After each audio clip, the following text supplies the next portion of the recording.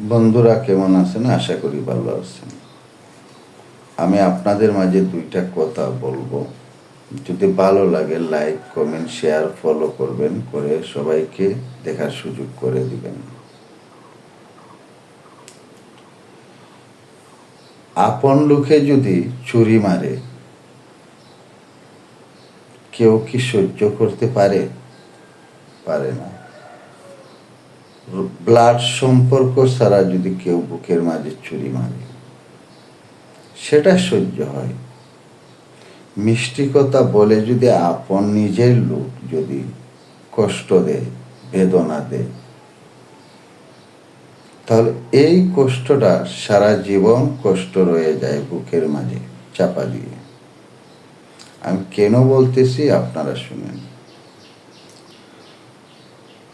স্বার্থের কারণে নিজের ঘরের মানুষ পর হয়ে যায়। যার কাছে স্বার্থ আছে তার কাছেই চলে, তার কথাই বলে। তোমার কাছে যতদিন স্বার্থ থাকবে ততদিন তোমার কথাই বলবে। এটাই এই দুনিয়ার প্রকৃতির নিয়ম।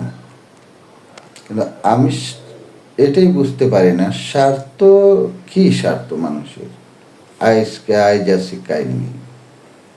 আমি এটাই সবাইকে বলতে চাচ্ছি, নিঃস্বার্থভাবে যে কোনো কাজ করবেন, কাউকে মনের মাঝে কষ্ট দিবেন না, এগুলোই থাকবেন। আল্লাহ হাফিজ, ভালো থাকেন।